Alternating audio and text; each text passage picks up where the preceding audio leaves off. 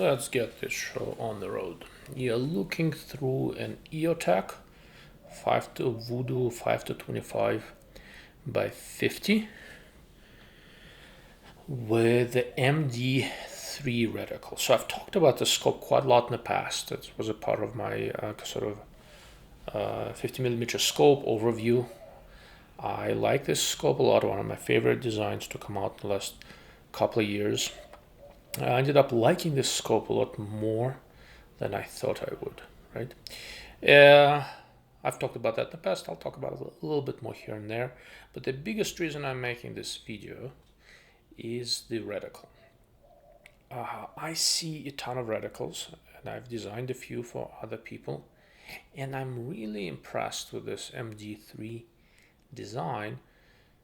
It's one of the better exercises that I've seen lately in terms of putting things you need in the reticle, not putting in things that you don't, making it fairly unobtrusive and yet visible across the entire magnification range, right?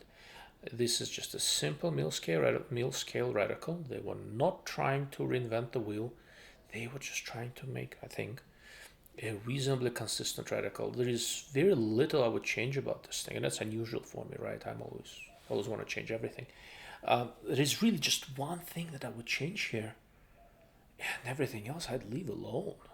This is an awesome reticle. If you like simple reticles, if you dial for elevation, hold for wind, and do occasional range finding, this reticle is wonderful. Here is why. I'm gonna now. The roof you're looking at is about 100 yards away. I'm gonna tilt up, point at the blue sky so you can see the reticle better. We're about 12 power now. I am going to zoom in a little bit higher so you can see more of it. There we go. So, excuse me. Simple reticle, based milliradians, nice small floating dot. The vertical and horizontal stadia start 0.1 milliradian. Is it 0.1? I think so. Either 0.1 or 0.2. One of them, 0.2. 0.2 milliradian away from the center, right? Then there are small hash marks. Each one is 0.2 milliradian spaced. Then there are larger hash marks, each 1 milliradian. Right, as this goes on, you have 6 milliradians of wind hold on the horizontal. Pardon me. And you have 12 milliradian of a holdover on the vertical. Nice and consistent. The ratios hold, right? So double on the vertical as you have on the horizontal, or the whole opening horizontal is the same virtually as from the center to the bottom of the thick, to the thick vertical line. Everything is consistent. The numbers don't really get in the way. They're fairly far off the vertical and horizontal stadia, and in points some people put hashes right there too close to the center dot, with the center ends up being a little bit too obstructed. On the horizontal line you see that at every full milliradian the hash mark sticks up above the line a little bit. This ends up being extremely useful for lead. Generally 6 milliradian is a sort of a standard lead for 10 mile per hour moving object that is pretty close at a good range of distances. Excuse me, what's wrong with my throat? And 3 milliradian is that for 5 miles per hour. You have a little bit of you have a milliradian up above center, and this is really the only thing that I would change here. You see that it doesn't have any hold under marks. I would just continue the same 0.2 milliradian marks there, and I would extend it a little bit further up. If you're looking for bullet trace, it's usually between 3 and 5 milliradian up above your point of aim, just kind of how most trajectories on 308 and stuff work out. And it's kind of nice to have some sort of reference mark up there. Aside from that, adding, like I said, basically adding just a little bit more information above center, not too much. I don't know if I would change anything. It's very clean, simple, clear reticle that gives you wind, gives you elevation if you want it. You can use it for fairly accurate range finding, and most importantly, they didn't try to make it ultra thin. It's this center dot is small, right? Small enough, but the way the lines are, they're nicely visible. And as you go down in magnification, those three thick bars are floating. That is, on front focal plane scopes, in my opinion, that is kind of how it should be. Now we're all the way down on 5 power. They are nicely visible, right? I can use this reticle on low power just fine. And even against darkish objects, I really don't have any issue seeing it. In low light, just like a thin reticle, it works. Illumination helps. I pulled the battery out. I can't turn on the illumination right now, but it's pretty nicely worked out. There are no real issues, right? This object, I think, is about 100 yards away that you're looking at. Let's look at the roof over there. So there's a bird on the roof. The roof is about 100 yards away. Let's zoom in on the bird a little bit. There's often a bird there, so it's kind of one of the things I like to look at. Okay, so it's not a really very big bird. I'm on 25 power now. It's a little bit sharper. It's not really a very big bird, and it's 100 yards away, and I would have no problem picking it off if I was so inclined. The reticle really does not get in the way in any way, shape, or form. As far as the scope itself goes, well, if you've been following along, you know that this thing is freakishly short. It's not ultralight, it's about 30 ounces, but it's, I think, about 10 inches long or thereabouts.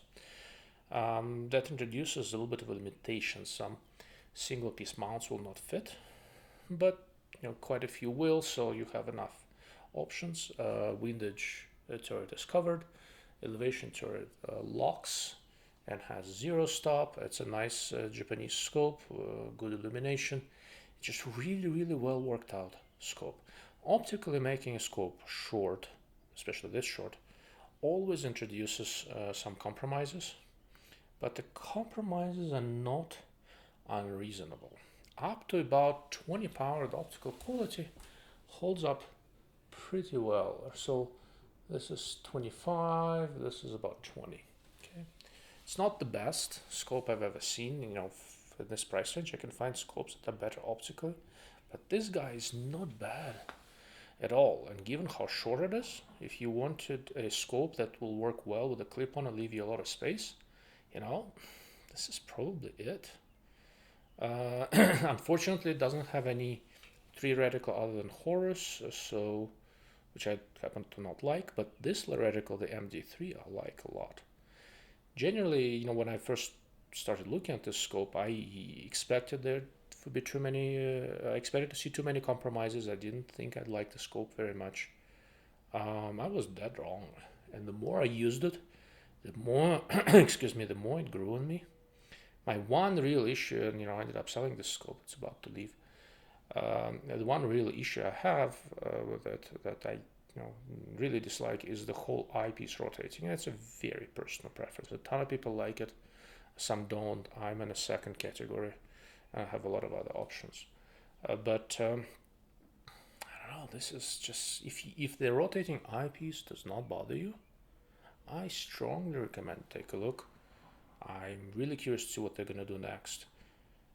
If I were to do Gen 2, I'd basically do the same exact thing without a rotating eyepiece and 4 to 20 power instead of 5 to 25, and I wouldn't change anything else. Well, maybe add some reticle options.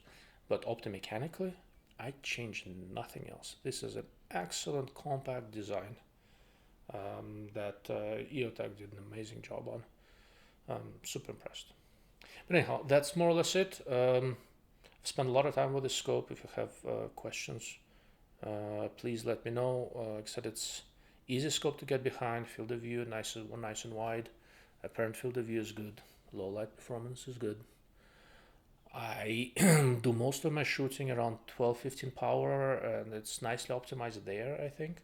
So for the way I use the scope, it worked really nicely, but I very seldom turn it up above 20 power, right? Because there, it starts getting, the focus suffers a little bit. It's not optimal. Right now what you're looking at is 20 power. So most of the time, basically this is 10, right? So I was right around here at 10 to 20, at 10 to 12, and every once in a while I'd work it up to about 20 and be done with it, right? One of the things to keep in mind is the field of view. Field of view in this scope for the money is quite nice. This is around 20, and if you look at how the reticle stacks up, it has right around 20 milliradian field of view on 20 power. You can basically see it in the reticle. For a scope this short, this is really respectable. Optical quality is really respectable. There is CA, but okay, the scope is short. That's to be expected.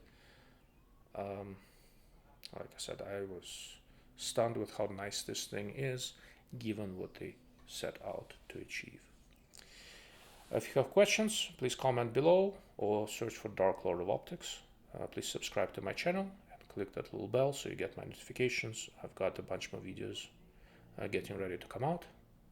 And if there's anything specific you'd like me to address, either a particular product or something about optics or rifle scopes that you'd like me to explain, I will be happy to. Shoot me an email or ask in the comments. Thank you for watching. Thank you for listening.